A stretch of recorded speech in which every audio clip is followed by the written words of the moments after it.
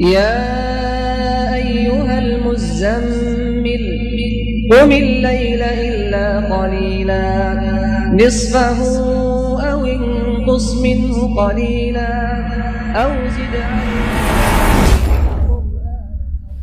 الحمد لله والصلاة والسلام على رسول الله. ربي يسر ولا تعسر وتمم بالخير. ربي اشرح لي صدري ويسر لي أمري واحلل عقدة من لساني يفقهوا قولي. اللهم لا علم لنا إلا ما علمتنا إنك أنت العليم الحكيم. السلام عليكم ورحمة الله وبركاته. Bugün Allah'ın izniyle tecvid dersimizge Allah muvaffak kıldı. Bunun için biz yukarı bir neçe kıtım ders kılamız. Bu derslerini bir hatırlamak mühim. Sakirlik nun ve tenvinnin hükümlerine düşünüp ötken edik. Bundan keyin g'unning ahkomlarini bir düşünüp ötken bo'ldik. Endi bugungi dersimiz inşallah tafhim, Uyg'urchada qalin o'qilgan harflar. Tafhimning lug'at ma'nosi qalin qilmoq, qalinlashtirmoq degan bo'ladi. Ama istilohiy bizning tajvid dersimizde bizning maqsad qilayotgan tafhimning ma'nosi shunda deb tasvirlaymizki, harfni so'zlayotgan vaqtda bir qushninki paydo bo'lishi. Unda bo'lib qanday bo'lganda harf chiqayotgan vaqt harfning ovoziga qalinlik paydo bo'ladi, qushliq. Buning bilan tang u harf odamning og'zida liq keladi u harf. Mesela ala zalimin dedi. Va degan kelimeni ağzımız ağzından kelam qanday oldu bu? Bir liq bir narsa to'shidi ağzımızda. Şu harfni talaffuz qilayotgan vaqtimizda bir liq qadar bir ovoz ağzımızga liq to'shidi. Buni tafhim, yani mushunda o'qilsa, mushunda sifatlansa bu harfning o'qilishida mush sifat etilganda ana tafhim deb atılır. Onun için biz bugungi dersimiz tafhim, yani tafhim, qalin o'qiladigan harflar.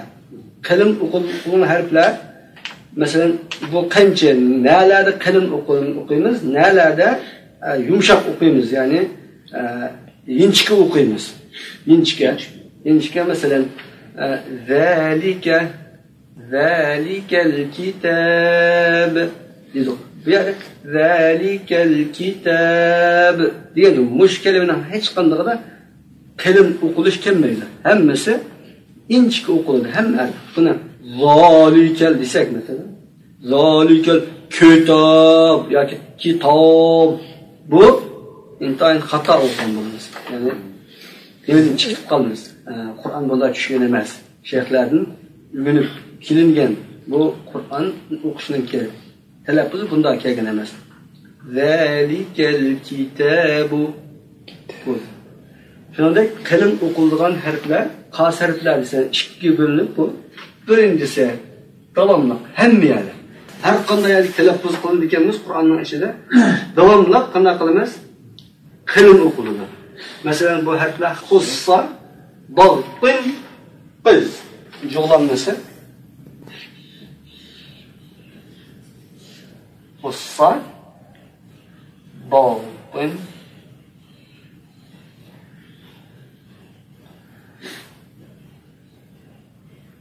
qin,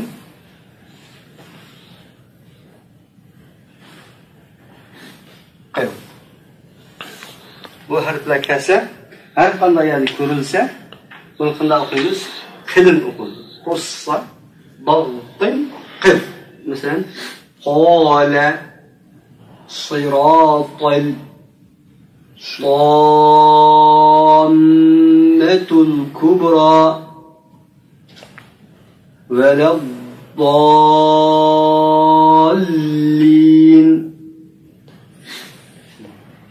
ألا لعنة الله على الظالمين. مثلا ضاء ولكن ألا إن حزب الله هم الغالبون. غالبون. وَمَا أَدْرَاكَ مَا لَيْلَةُ الْقَدْرِ Lekin ulaika humul khasirun. Bu harflar yuqorida tasvirlangandek qanaqa qilamiz? Naytda qilin talaffuz qilinadi. Endi buning darajalari 3 ga bo'linib, birinchi qachoniki bu harfning zavarlik bo'lgan vaqtida intan yuqori. Masalan, qala qul bu ikkinchi darajalik qalin o'qilishning ikkinchi darajasi.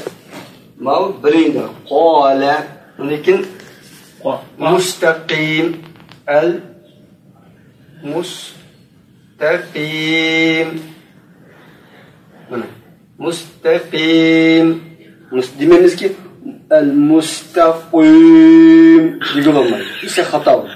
Mustaqim tuvan darajada qalin o'qiladi, kasrlik bo'lsa. Masalan, qul zammilik yoki pashlik bo'lsa, boshda o'rta hal darajada qalin o'qiladi. Qul ammo eng yuqori darajada qalin o'qilgani bo'lsa, qala bu eng cho'ng talaffuz. Qala bu shunday deydi. Bu harflar bu ixcham qilindi, ammo tafsiliy kirmadi. Mushunchalik o'rganib tursak bo'ladi.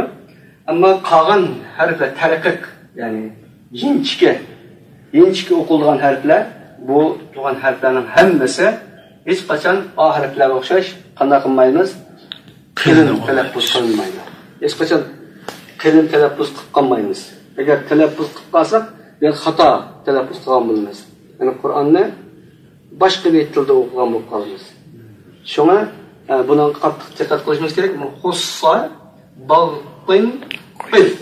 Mush kalimani yoziladi. Har qanday yozilmish, har kelsa buni qattiq qilin talaffuz qilamiz. Qolgan ma harflarga vosita, qolgan harflarga nayt hinchik talaffuz qilamiz. Masalan, abiyat deganda zalikal kitabu la rayba fihi dedi. Ammo yana tuvanda 3 harf bor. Bu alif, ra, lam. Bu 3 xil harf nima dedi? Her zaman qanday qilamiz? Qilin talaffuz qilinadi. Ma 3 harf, alif, ra, lam. Bu ba'zida qilin talaffuz qilinadi, ba'zida esa nefis talaffuz, inchik talaffuz qilinadi. Shu o'ringa qarab. Ma alif bilan lamninki talaffuz qilinsa qachon qilin talaffuz qilinadi, qachon yengil talaffuz qilinadi. Buni oson. Bu hozirlam tushunib ketamiz. Ammo ra kalima bu harf ra bu bir murakkab. Bunun dersini yani bir kunlik ders qilsakmi, hozir ketamiz. Bu qilib turdi. Ra'ninki yani bir qatimqi darsimizda inshaalloh buni to'xtalamiz. Qachon alif bu qachon qilin talaffuz qilinadi desak, qussa bag'tin qil degan harflar oldida kelib, qana zabarlik harfga yondashsa, masalan, ola, masalan deyamaymiz-ki, ola degan olmaydi. Uni bilan billalam, qop bilan billalam, alif nima qanday qilamiz? Yo'g'on talaffuz qilamiz. Ola deymiz. Masalan, xosirun dedi.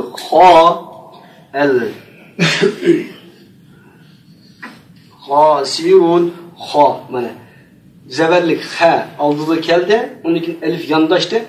Alif bilan ha bilan billalam, alif nima qanday qilamiz? Yo'g'on o'qiymiz. Qilin o'qiymiz. Xosirun buning o'xshash boshqa mushu xussa bag'tin qil degan harflarning qandayg'i mushu ha bilan qopqa yondashgandeklam alif yondashib kelsa, oldi zabarlik bo'lgan vaqtida buni qanday qilamiz? Yani qilin o'qiymiz. Mesela zalimun, dallun degandek. Mesela arif qo'yolmaymiz bu elifni. Undan boshqa yerda hamma yerda qanaqa qilamiz? Elhamdu degandek. Yinchga talaffuz qilamiz. Hech qachon o'zi yolg'iz kelib qolsa, buni yo'g'on talaffuz qilib qo'ysa xatolashgan bo'lamiz. Elhamdu deganni alhamdu degan olmaydi. Alhamdu desak xatolashgan bo'lamiz. Elhamdu meni talaffuz qilamiz. Ammo lamning masalasiga kelsak endi, buni intayin asan, bu lam faqat lafzul jalala. Ya'ni Allah degan kelimaga, Allah degan kelimaga kirib oldi. Onunki lamning bismillah desa buzoqman. Bismillah deb bu vaqtda lam lafzul jalala qana qilamiz? Nefis talaffuz qilinadi. İnchga talaffuz qilinadi. Bismillah deb. Ammo qachon buni yo'g'on talaffuz qilinsa, qalalloh. Oldidagi harf qanday kelsa, ya zabarlik kelsa, ya peshlik kelsa. وقالت اليهود والنصارى نحن أبناء الله وأحباؤه. مثلا بيادا نمجدوك ما قبل سي يعني الله دين كلمة أولدك حرف يا زبرلك كاسا يا peşlik كاسا واسطة لفظ الجلال ديكين bu lamne qana qilamiz? Qilin o'qiymiz. Qilin o'qiladi. Qilin o'qiladi. Undan boshqa yerda hech qanday yerda qilin o'qilmaydi. Davomli yinchik o'qiymiz. Bu diqqat qilgan masala. Hech qanday yerda shu deyilgan so'zlarning boshqa yerda hamma yerda biz boshqa harflarni qana qilamiz? Yinchik o'qiymiz. Lam kalimasi faqat lafzul jalala. Yani Allah degan kalimada kelib, Allah degan kalimaning oldidagi harf qanday bo'lsa, zabarlik bo'lsa, yoki peshlik bo'lsa, bu vaqtda qanaqa qilamiz? Qilin talaffuz bo'ladi. Mushuni bugun dersimiz inshaalloh nazariya darsimiz oxirlashadi. Subhanakallohumma bihamdika nashhadu an la ilaha illa anta. Assalomu alaykum.